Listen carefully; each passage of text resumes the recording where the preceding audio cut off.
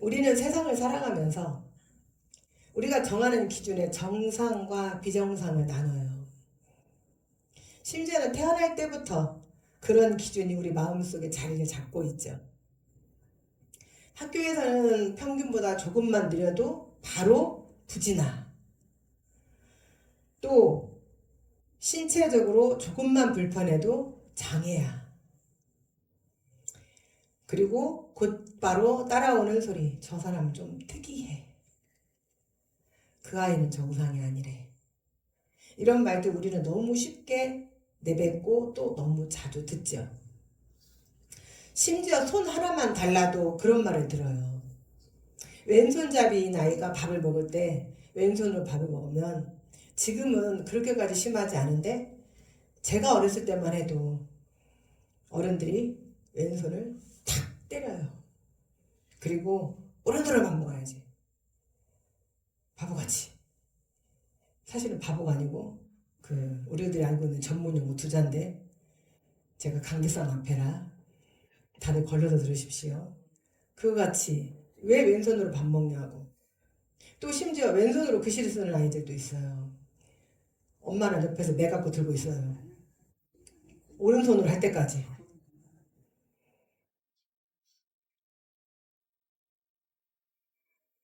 왜 그럴까요? 우리 사회는 대부분 사람들이 하는 거, 대부분의 사람들이 하는 게 정답이라고 생각을 해요. 많은 사람들이 동참하면 그게 옳은 건 줄 알아요. 그런데 여러분 흥미로운 이야기가 하나 있어요. 미국의 미 항공우주국 나사. 여기에서 우주인을 선발을 하는데 왼손잡이의 비율이 일반 인구보다 훨씬 높았다는 사실을 들어본 적이 있으세요? 왜 그랬을까요? 극한의 상황에 빠졌을 때 빠르게 판단하고 그리고 양손을 유연하게 쓸 수 있고 공간 지각력과 또 창의성이 더 뛰어난 경우가 많았기 때문이에요. 저는 지극히 오른손잡이에요. 왼손은 어쩔 때는 보조적인 역할도 못해요. 그래서 제가 제 왼손에게 제가 그래요. 에이 바보.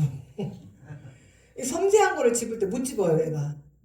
너무 오른손만 발달을 시켜놔서. 그래서 요즘에는 제가 왼손으로 한 번씩 저분을 이렇게 하는 훈련을 해요. 그래서 더 나이가 먹기 전에 왼쪽 오른쪽 좌뇌 우뇌가 발달되게 하려고. 사람들은 왼손을 불편한 손이라 알겠어요. 그러나 정작 위기 속에서는 생존과 대응에 더 탁월한 손이었던 건데 세상이 기준 삼은 것, 그게 꼭 진리는 아니라는 거예요. 하나님은 오히려 그 기준에서 밀려난 사람들을 들으셔서 그리고 위대한 일을 이루시는 분이세요. 오늘 본문 사사기 3절 말씀에 보면 이스라엘이 또다시 하나님 앞에 악을 행하죠. 자, 저번 주에 하나님이 누구를 들어서 이스라엘을 구원하셨을까요? 아시는 분? 아시는 분? 온니엘. 온니엘을 들어서 이스라엘을 구원을 하셨어요. 그런데 또 그 사이 하나님을 잊고 바알과 아세라를 또 섬기죠. 그리고 하나님은 이제 그들을 이스라엘 나라 바로 옆에 있는 모압이라고 하는 나라의 에글론 왕의 손에 넘겨버려요. 백성은 다시 이제 고통 속에 빠지죠.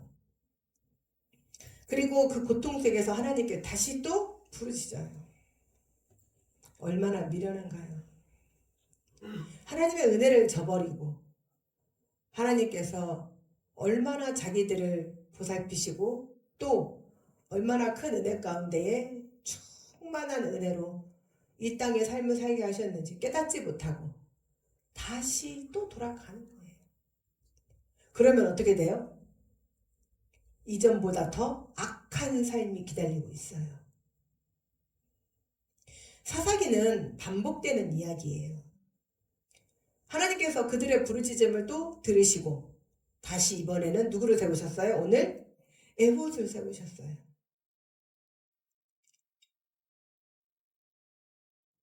그리고 그를 통해서 이스라엘의 구원자로 보내시죠. 그 반복 속에서 우리는 무엇을 보고 있는가요?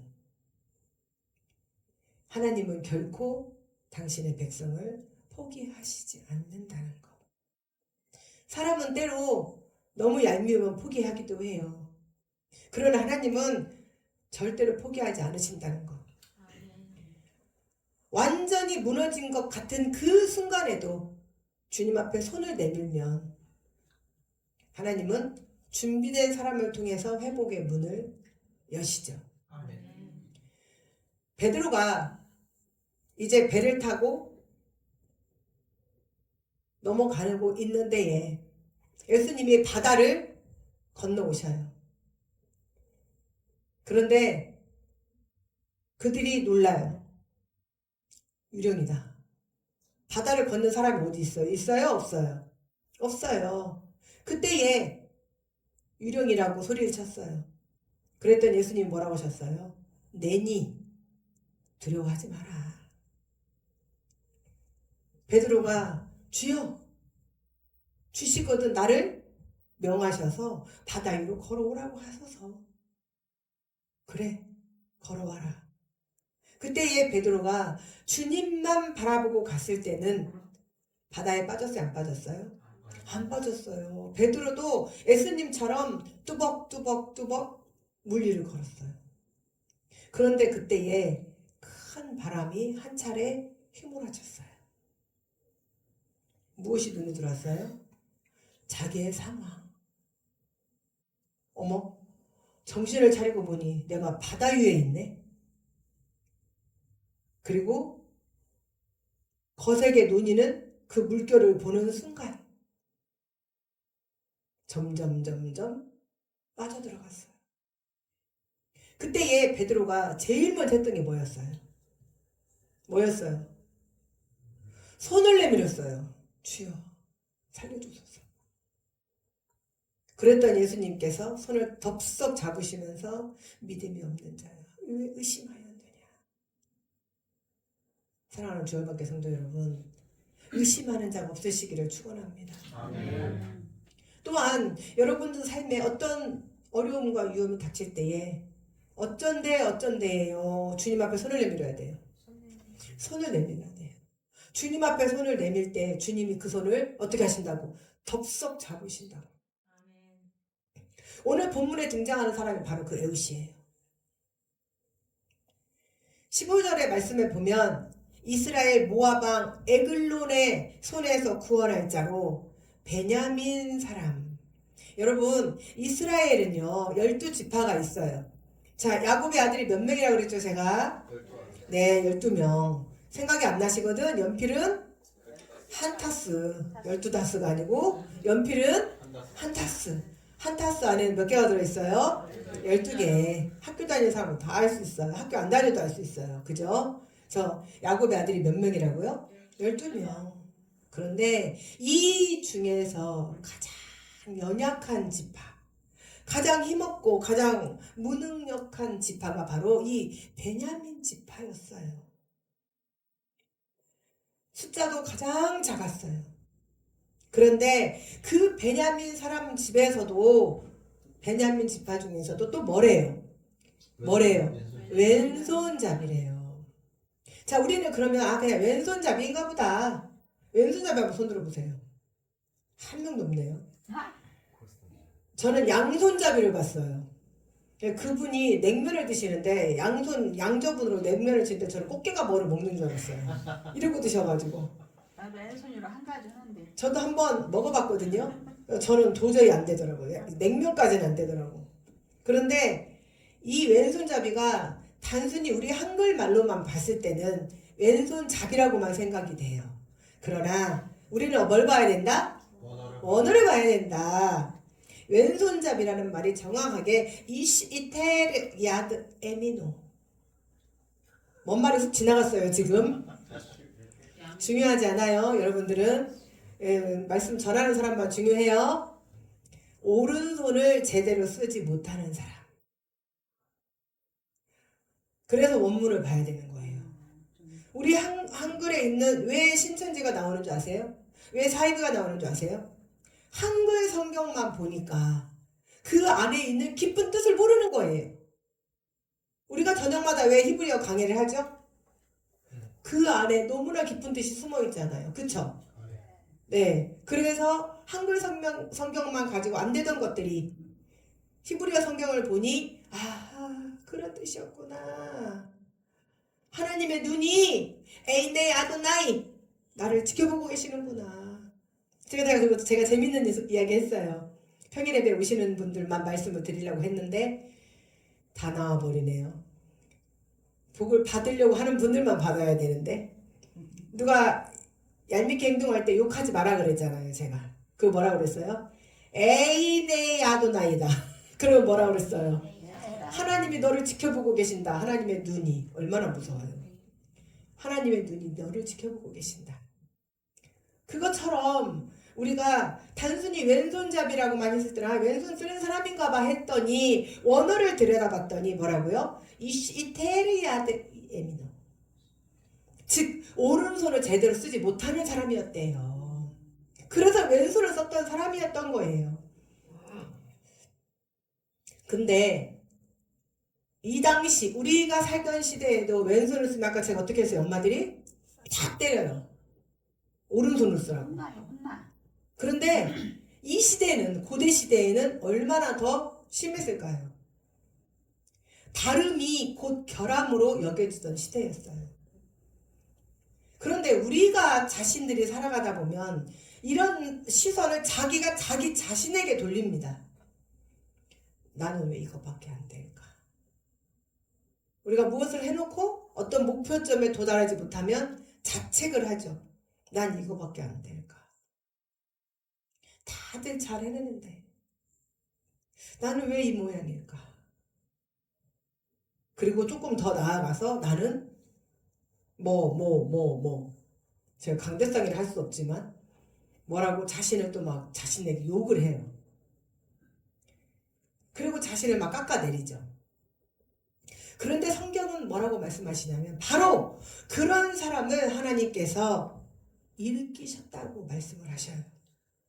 아무도 기대하지 않았던 그 손, 무기력하고 숨어있던 그 손을 하나님은 다시 들게 하셔요. 아무도 주목하지 않았던 인생을 통해서 하나님은 일하셨어요. 그리고 하나님은 그런 사람을 들어 사용하십니다. 우리 성산 주열반교회가 지금은 약소하다고 무기력하다고 생각하십니까? 하나님이 들어 쓰시는 그 순간 우리는 감당할 수 없습니다. 그래서 우리는 지금 훈련하고 있잖아요. 인간적인 기준으로는 절대 선택되지 않은 사람을 하나님은 그 사람이다! 라고 부르셔요. 에훗은 자신의 불편한 왼손을 감추지 않았어요. 그는 그것을 자신의 약점이 아니라 하나님께서 사용하실 수 있는 도구로 여겼다는 거예요. 사랑하는 주열반교 성도 여러분, 지금 자신에게 어떤 약점이 있습니까? 자신이 누구보다 못났다고 생각을 합니까? 나는 무엇이 없어, 나는 무엇이 없어라고 생각을 하십니까? 하나님은 당신의 그 약점을 들어서 하나님의 일꾼으로 사용하십니다. 그는 왼손잡이로 보이지 않게 단검을 오른쪽 허벅지에 숨겼어요. 너무 아이러니죠. 적군의 허를 찌르며 접근을 했어요. 에글론 왕은 에훗이 무기 없이 들어온 줄 알고 방심을 했겠죠. 그 순간 에훗의 왼손이 칼을 빼서 왕을 찔렀어요. 그리고 이스라엘의 구원의 전환점을 일으켜 세웠습니다.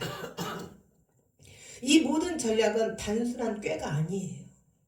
하나님께서 허락하신 지혜 그리고 섭리였던 것이죠. 하나님은 모압 사람들의 판단력을 흐리게 하심으로 에훗의 도주와 이스라엘의 승리를 가능케 하셨어요. 오히려 하나님께 붙들려 그 손으로 이스라엘을 구원하는 사명을 감당했던 것입니다. 우리도 그렇죠. 모두가 부러워할 만한 것을 가진 사람만 쓰임 받는 게 아니라는 거예요. 대형교회만 쓰임 받는 게 아니라는 거예요. 성도가 많아야 쓰임 받는 게 아니에요. 하나님은 그때그때에 하실 일이 있으셔요. 오히려 우리는 적은 숫자이기 때문에 대형교회가 누리지 못하는 즐거움과 재미와 정을 더 느낄 수가 있어요. 오히려 세상이 보기엔 부족하고 연약해 보이는 것들이 하나님 손에 들릴 때 뜻밖의 일이 일어나게 되죠.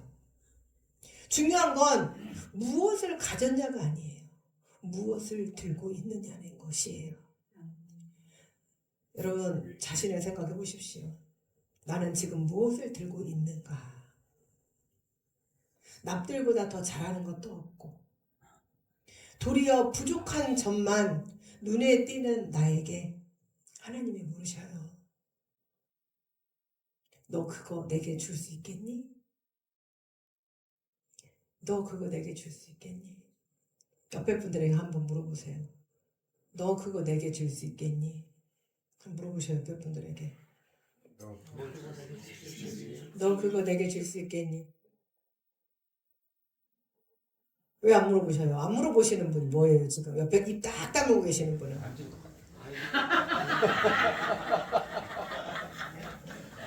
다시 너 그거 내게 줄 수 있겠니? 너 그거 내게 줄 수 있겠니? 무엇을? 무엇을?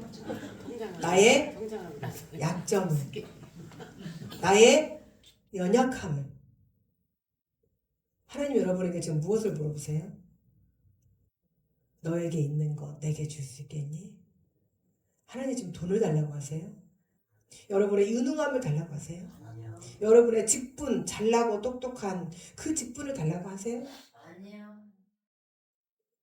어디에도 쓸모없는, 다른 사람들은 나의 약점이라고 생각하는, 때로는 물질이 없음을. 제가 늘 말씀을 드려요. 우리에게 고난이 없다면 하나님께 엎드릴까요? 고난이 유익이라. 우리가 하나님께서 한 번씩 염소를 집어넣을 때가 있어요. 왜 그러는 줄 아세요? 제가 다 말씀을 드렸죠. 양들이요, 너무 친해서 놔두면 자기네들끼리 막 엉켜요. 그럼 양뿔은 어떻게 생겼어요? 이렇게. 양털 진짜 보신 분, 진짜 양털 보신 분, 저 봤거든요. 양털이 절대 부드럽지 않아요. 수세미처럼, 우리 철수세미처럼 생겼다고 생각하시면 돼요. 거기에 뿔이 콱 박혀보세요. 그럼 얘들은 죽는 거예요. 그런데 이 양뿔에 털이 안 박히려면 누가 있어야 돼요? 염소를 넣어놓는 거예요. 그러면 염소가 양들 사이를 다니면서 매 하고 다녀요. 양들이 염소한테 안 받치려고 막 도망 다녀요. 그게 목자의 지혜예요. 우리가 너무 서로 행복하고 즐겁고 하하호 이렇게 하면요, 기도해요 안 해요? 기도 안 해요. 꼭 염소 한 마리씩 들어와요. 그래서 아프게 하고 헤집어 놓고. 염소가 양들을 흩기만 하겠어요? 때로는 뿔로 받죠. 뿔로 받으면 아파요 안 아파요? 아파요. 저도 아팠어요. 그리고 뭐예요? 기도해요. 살려달라. 나는 지금 하나님께 드릴 것이 없습니다. 그것이 기회라는 거예요. 드릴 거 없는 것이 기회라는 거예요. 남들보다 잘난 게 없어요? 남들보다 잘난 거 없는 것이 기회라는 거예요. 아멘. 하나님께서 너 그거, 네 약점, 네 연약한 거, 네 약한 거 나에게 줄 수 있겠니? 라고 물으셨을 때 주님, 이것을 주님께 드립니다. 비록 보잘것없지만, 비록 남들은 나의 약함을 두고 손가락질할지라도 주님, 이것을 통해서 주님 훗날 저에게 영광 받으시기 원합니다. 아멘. 그러면 그 순간부터 하나님은 당신의 이야기를 써 가십니다. 혼자라는 생각이 들 때도 있어요. 누구 하나 나를 눈여겨보지 않기도 하죠. 내 자리의 의미조차 흐릿하게 느껴질 때도 있어요. 그러나 하나님은 조용히 그리고 분명하게 우리 손에 들린 것을 보셔요. 사람들은 잊어버린 이름, 작고 연약한 자를 통해서 하나님의 큰 이야기를 시작하십니다. 이제 우리 성산 주일반기를 통하여 하나님의 큰 이야기가 시작되십니다. 시작되셨고 시작되시고 있고 시작되실 것입니다. 에훗의 왼손처럼 지금 당신이 쥐고 있는, 여러분 한 사람 한 사람이 쥐고 있는 그것 하나님께 드려질 수 있습니다. 아멘. 세상에 보기엔 작을지 몰라도 하나님의 손에 들리면 이야기는 달라지죠.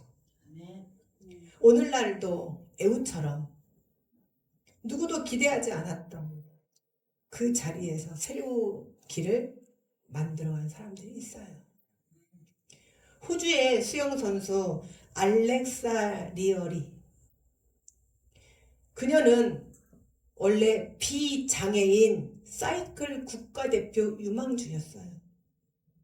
촉망받는 선수였습니다. 그런데 2021년 교통사고로 중상을 입고 더는 사이클을 탈 수가 없게 되었어요. 그러나 그녀는 좌절 대신 마음을 다잡고 수영이라는 새로운 길을 택했어요. 그리고 피나는 노력 끝에 2024년 파리 패럴림픽에서 세계 신기록과 함께 금메달을 목에 거는 패럴림픽 금메달리스트가 되었습니다. 알렉사의 회복력과 도전은 단지 의지의 승리를 넘어서 절망 속에서도 새로운 시작을 여시는 하나님의 능력을 보여주는 것이죠. 하나님은 지금도 무너진 자리에서 다시 시작하시길 원하십니다. 아멘. 나이가 많다는 이유로, 몸이 아프다는 이유로, 배운 것이 없다는 이유로, 혹은 실패했다는 이유로 자괴감에 빠지고 무력감에 짓눌리고 아무것도 할 수 없다고 느끼는 그런 자를 찾으십니다. 세상이 보지 않는 그 한 사람을 보십니다. 세상이 버린 그 인생을 하나님은 일으켜 세우십니다. 아멘. 그랬기에 에훗은 자기에게 주어진 조건을 부끄러워하지 않았던 거예요. 그는 하나님의 부르심에 즉각 응답했어요. 하나님, 제가 왼손잡인데 제가 무엇을 할 수 있겠습니까? 그것이 아니고 즉각 하나님의 부르심에 응답했을 때에 사사기 역사 중 긴 태평성대를 이룬 사사로 기록이 되었어요. 그렇습니다. 하나님께 붙들린 인생은 어떤 조건에서도 쓰임을 받아요. 하나님께서는 지금도 누군가의 왼손을 기다리고 계셔요.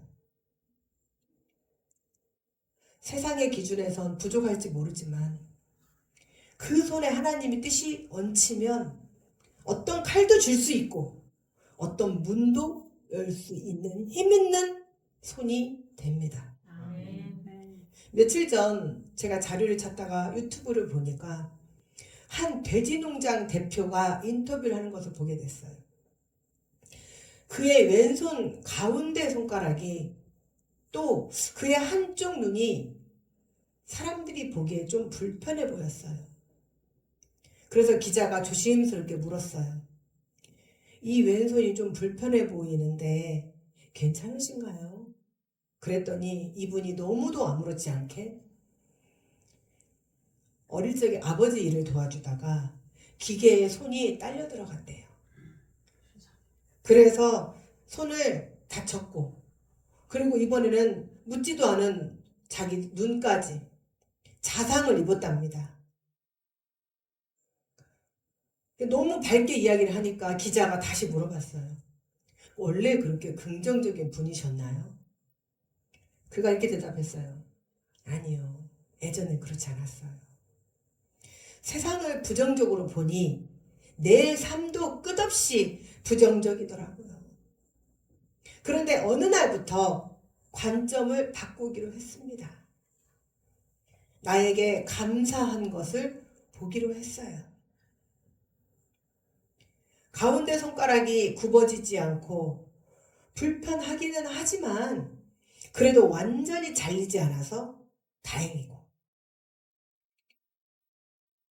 눈이 다쳐서 다른 사람 보기에는 조금 안 좋게 보일 수 있으나 자기의 두 눈으로 망막이 안 다쳐서 볼 수 있다는 것도 얼마나 감사한 일입니까?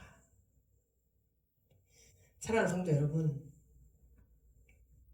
혹시 마음 깊이 나는 이제 소망이 없다고 느끼는 분이 계십니까? 나는 연약하고 무능하고 사람들 눈에도 쓸모없는 사람처럼 보인다고 여기는 분이 계십니까? 그렇다면 오늘 이 말씀이 바로 당신을 위한 말씀입니다. 아멘. 하나님은 지금도 자신을 포기한 자를 찾아오셔요. 그리고 이렇게 말씀하십니다. 나는 너를 포기하지 않았다. 아멘. 하나님은 사람의 조건이 아니라 마음을 보십니다. 아멘. 신체 조건이 아니라 믿음의 태도를 보십니다. 아멘. 고린도전서 1장 27절에 이렇게 말을 하고 있어요. 하나님께서 세상에 미련한 것들을 택하사 지혜 있는 자들을 부끄럽게 하시고 세상에 약한 것들을 택하사 강한 것들을 부끄럽게 하시며. 출애굽기 3장에 하나님은 말을 더듬는 모세를 사용하셨어요. 사무엘상 16장에서는 하나님은 사무엘에게 외모가 아닌 하나님은 중심을 보심을 말씀을 드렸어요. 오늘 내 손에 아무것도 없어도 나는 연약하고 때로는 내가 슬픔에 잠길지라도 내 마음에 용기가 없어도 하나님이 붙드시면 나는 다시 일어설 수 있습니다. 아멘. 자, 옆에 분들에게 당신은 다시 일어설 수 있습니다. 그렇게 해가지고 일어설 수 있겠어요? 큰 소리로. 당신은 큰 소리로. 당신은 다시 일어설 수 있습니다. 다시 일어설 수 있겠습니다. 오늘 이 시간 자괴감과 무력감에 빠진 분이 계신다면 그 마음을 그대로 주님께 드리십시오. 아멘. 그리고 이렇게 고백합시다. 주님, 저를 포기하지 않으셨다면 저도 포기하지 않겠습니다. 이 왼손이라도 나의 이 연약함, 나의 이 모든 못난 것들, 때로는 물질이 없으면, 때로는 나의 무능함, 이 모든 것 하나님 앞에 드리오니 들어 사용하여 주시옵소서. 그 고백 위에 하나님은 반드시 응답하실 줄 믿습니다. 사랑하는 성산 주일관계 성도 여러분, 혹시 지금 마음속 깊이 나는 부족해서, 또 나는 혹시 나이가 너무 많아서, 나는 연약해서, 아무것도 없어서 하나님께 드릴 게 없다고 느끼시나요? 그러나 오늘 주님은 우리에게 이렇게 말씀하셔요. 걸어서 주면 된다. 그 왼손이라도 괜찮다. 네. 그 약함도 괜찮다. 네. 내가 그걸 통해 일하겠다. 아멘. 우리를 통해 새로운 이야기를 쓰기 원하십니다. 아멘. 지금 그 마음 그대로, 그 손 그대로, 그 연약함 그대로, 그 무능함 그대로 주님 앞에 드리십시오. 아멘. 이제 우리 하나님께 다 함께 약할 때 강함 되시게 하는 그 하나님을 찬양으로 고백하며 우리는 이 시간 결단하는 시간을 갖도록 하겠습니다.